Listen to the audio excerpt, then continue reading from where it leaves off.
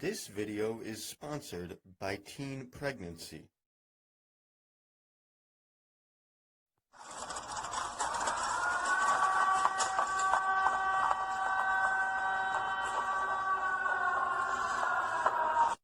Okay, so whilst my partner runs down to the bathroom real quick, I should like to make note of my own accord, just between you and I. Lauren, should you actually happen to be watching this, there's a lot of reasons I see in some of what I have seen of you so far that I kind of want to like you. I want to invest time and you know, some degree of determination into you for the most part, as a tuber at least, if not as a person. But I can also see very clearly why so many people have voiced to me how very much they despise you.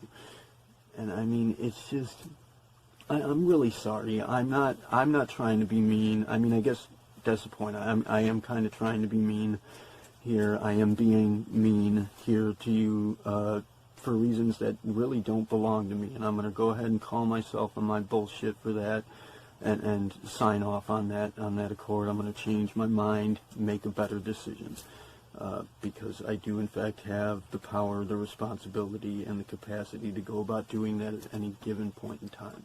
That option belongs to me. However, I do want to state that there's so much that you say here that I don't think we'll get around to really speaking to throughout the course of this video, but there's so very much, and it's like every single sentence even, I could easily say that there is at least one factor, one value that you bring into play that defines you as a person on profound and deep levels that are not pretty. It's not pretty.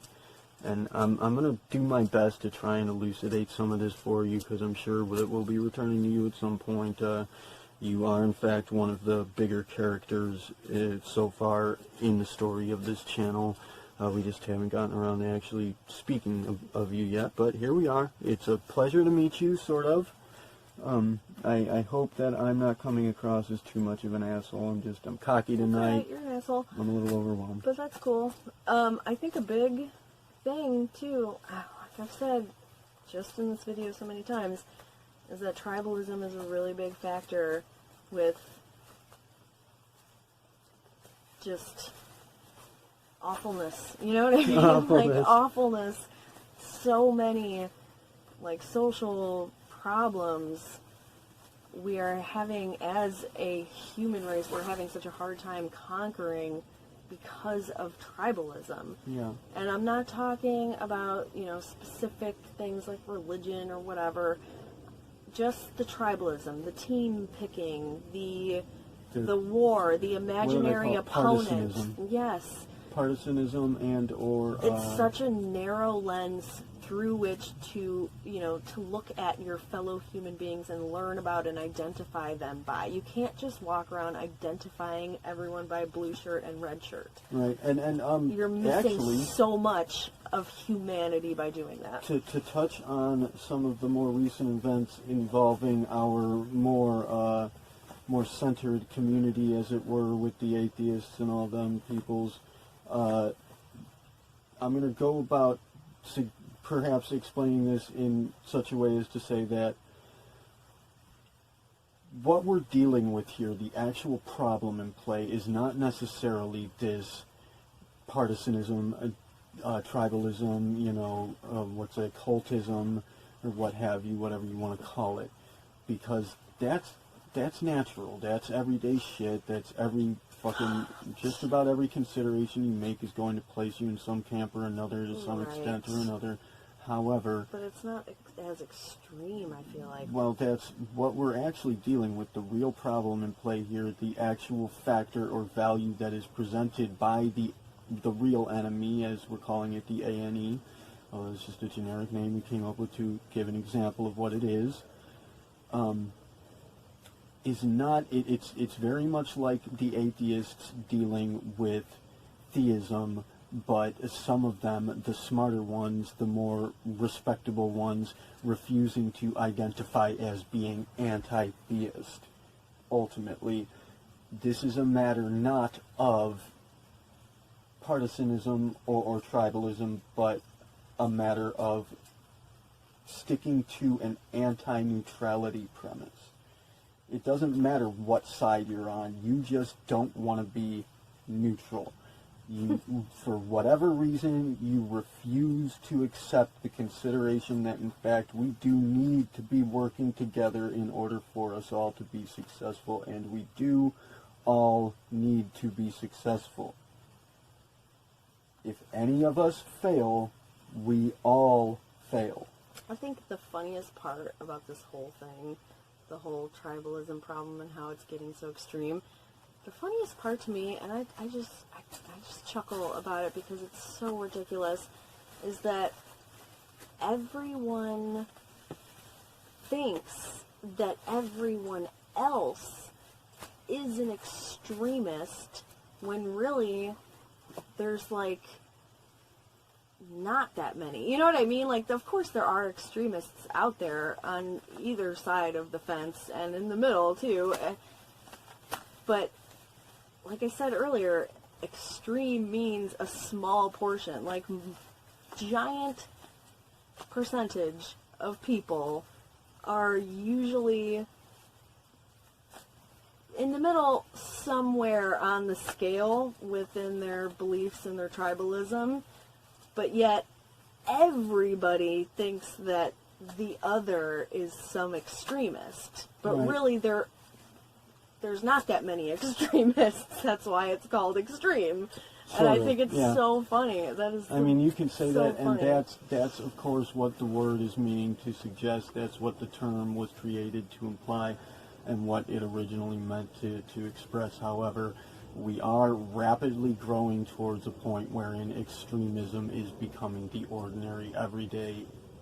Faster and faster, we are coming to the point where more and more people are becoming, at least in the world of the internet, which is the world in what we are operating here. But again, my point is that does it just seem like that, or is that what's really happening? That's going to be think particularly that's difficult what to really actually happening. say. Really. I think that that's what it Damn seems fine, like, and everyone's in this like mass hysteria, thinking that all the other people on the planet are these crazy extremists when really I mean, there's not that many. Regardless of what the actual happening case is, the truth of the matter is that that's in fact the premise of the entirety of the plan put in play by the actual enemy. It's going to be this: see the other as the extreme, right. See the other as the danger, as the inconsolable, hysteria, as the response. disreputable, as the unacceptable. Right. Panic, essentially. Well, that's what you need to be doing. Panic, panic, panic. Right, and moral Emergency. panic, again. Sir Dallas Tucker, Acting Director of the Status Initiative, interrupting your regularly scheduled programming to bring you a bulletin from deep into the future where humanity is currently under attack by an unknown pandemic, a new strain of a virus that's been around for ages and ages, though nobody knew about it until now, that is devastating the population. That maybe, probably not.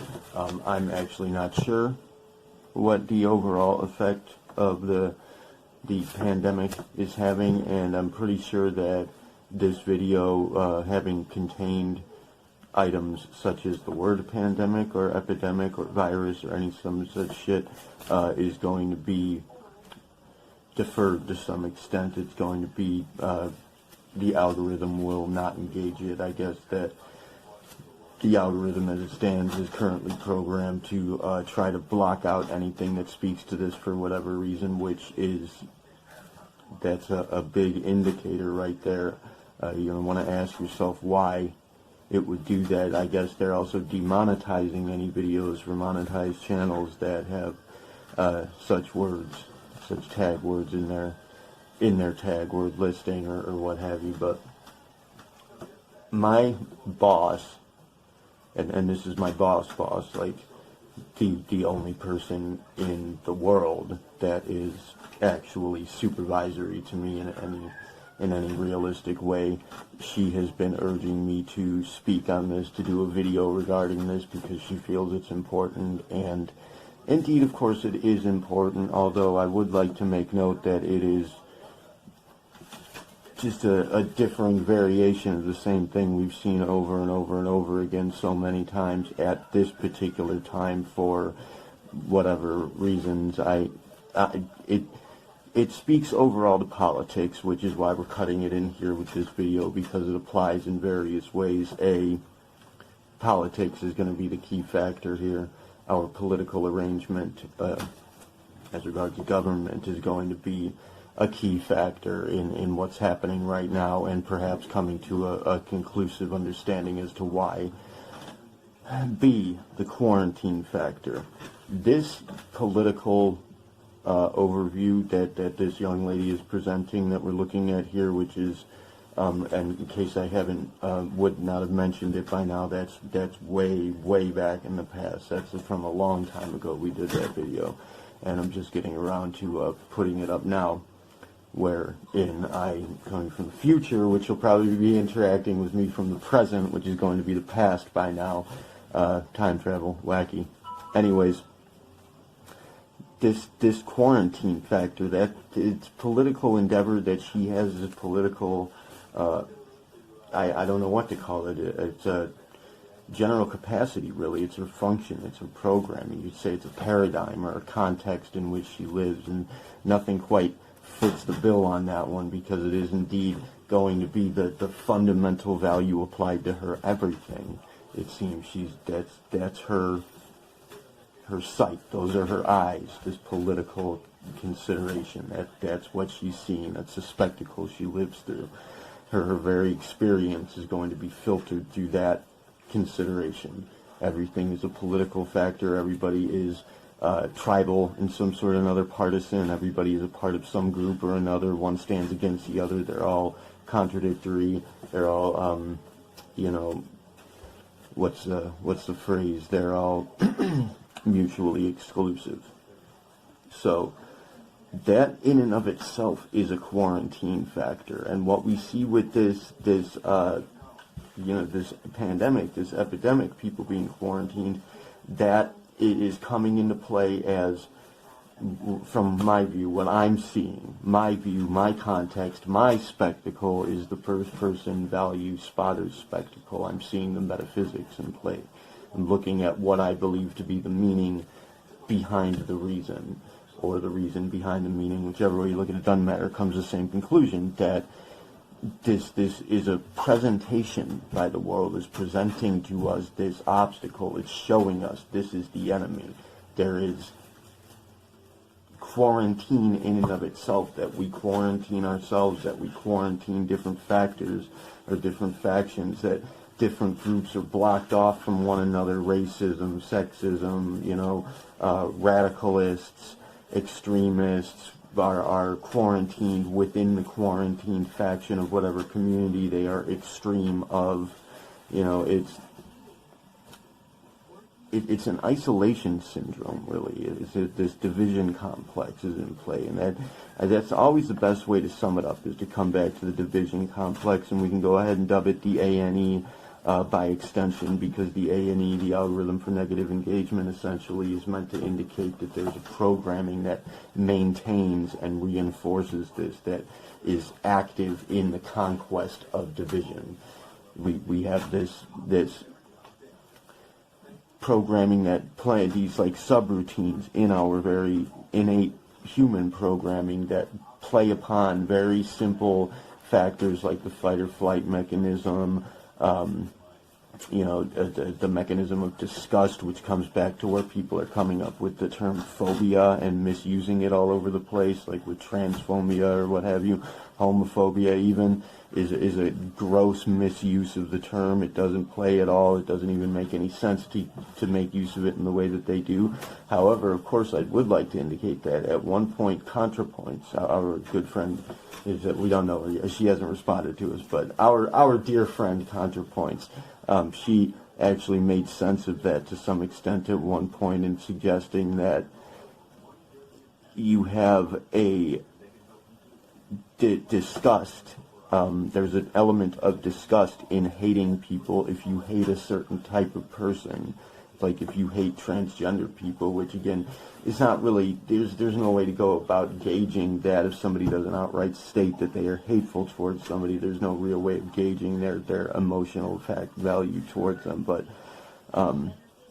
if somebody is hateful towards a certain group of people, there's an element of disgust, and it's likely that they're hateful or that they're avoiding those people because there's a disgust value in play, that they're disgusted by them to some extent. And this factor of being disgusted, that function in and of itself, it serves the purpose of it essentially, she suggested that the purpose of that function of being disgusted is to repel yourself or to, direct yourself away from things that might be hazardous.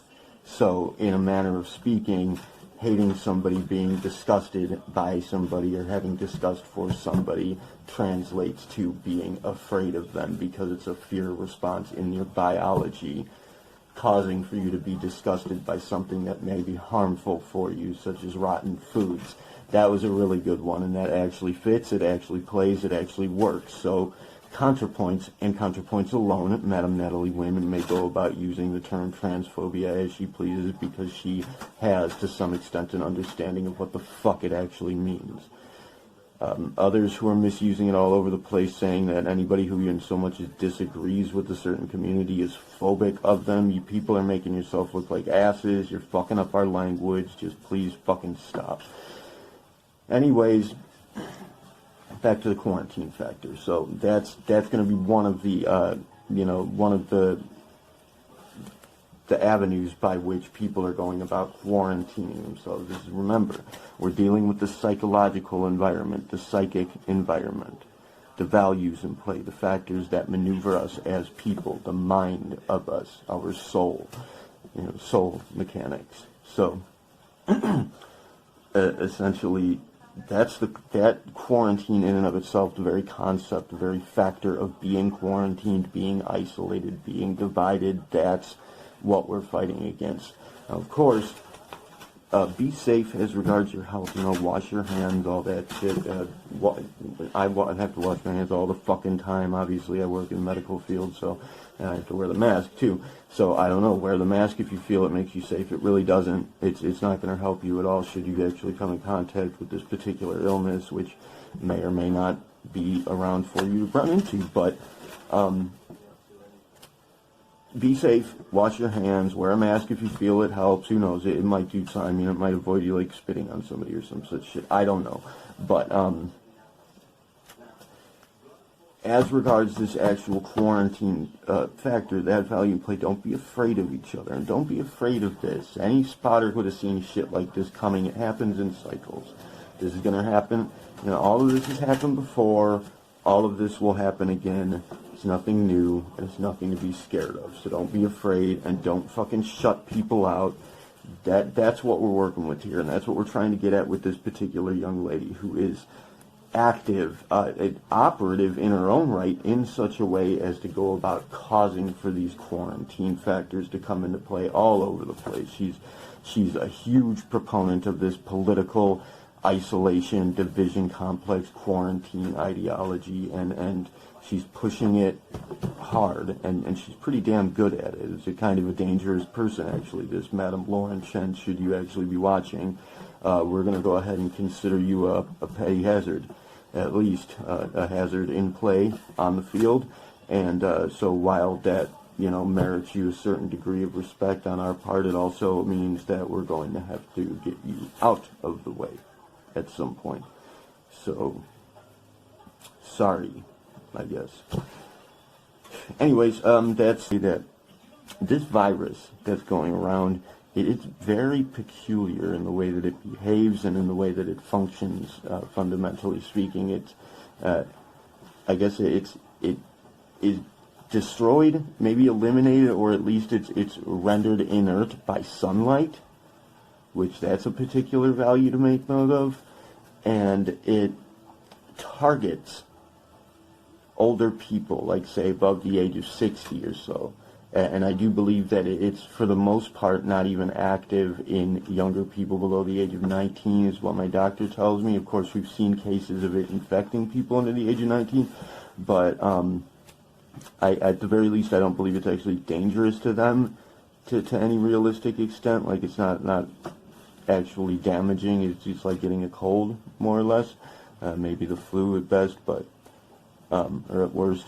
But it targets older people. Now, the sunlight factor, that there's a lot to read into with that, and there are other factors. But if we look into study the disease, we got our operator on it now. We might do a whole video on this at some point, but for now, that's really the most astonishing. That's like the most glaring factor I've seen. I mean, what does that tell you? What does that say? What is this virus saying to you in the way that it behaves and how it responds to things? Maybe not exclusively targeting, obviously, but hitting and essentially you could say targeting in the sense that it's going to be most dangerous and most potentially deadly, even just potentially deadly, to these older people of a certain age. Now, anybody who's with it, working with the initiative, you're going to know there are very few people over that age that are actually operative in the initiative. In fact, it's going to be mostly those people, those older people holding on to those semi-old traditions from, American history or what have you, the people that are holding on to these ridiculous concepts such as these political factors and such as the currency system and then all of these things that are just ridiculous toys, religion. These are the people that are grasping religion and trying to indoctrinate the youth. These older people that above, beyond that certain age, let's say 60 or so, these are the people who are fucking wrecking the planet. These are the people who are dangerous to the earth and to humanity. These are the people that say if you wanted to go about setting a hard line on saving the planet, for example. Anybody remember the BP oil spill? I think it was BP, the oil spill, where nobody could figure out how to clean this fucking shit up. It was going to ruin the ocean, and all of a sudden the planet produced these enzymes, or these little minuscule creatures, I don't know what they were, that came and they ate up and then essentially removed, eliminated, or, transformed, I guess you could say, the oil. They got, for the most part, they came and they got rid of the fucking oil. Like, the planet had this immediate and just perfect response mechanism that came and took care of the issue. That's what I'm seeing here. So anybody out there who's thinking that, this is some kind of conspiracy that the government wants this virus, I don't think so. I think the planet wants this virus because I think the planet knows exactly what, again, say if you were setting a hard line, we need to save the planet, it knows exactly what it needs to be getting rid of. And it's fortunate. Honestly, for that, I'm sorry, I don't want to be like, I don't want anybody to get sick and die. That's not something I would wish upon anybody, of course. But in the sense that we as people, myself and anybody in the initiative, absolutely does not want for anybody to die, especially in such a tormented way as to become so sick with this virus. Being that we are, for the most part, by measure of protocol, at the very least, we are incapable of exacting such measures. The planet's willing to step in and do it. The God factor is willing to step in and do it. And that becomes a value that stands in contradiction to some of my own core beliefs. So I guess we're going to have to go about dealing with that now. Thank you, Madam, my boss. Thank you very much for pushing me to do this. But anyways, back to the very immediate past.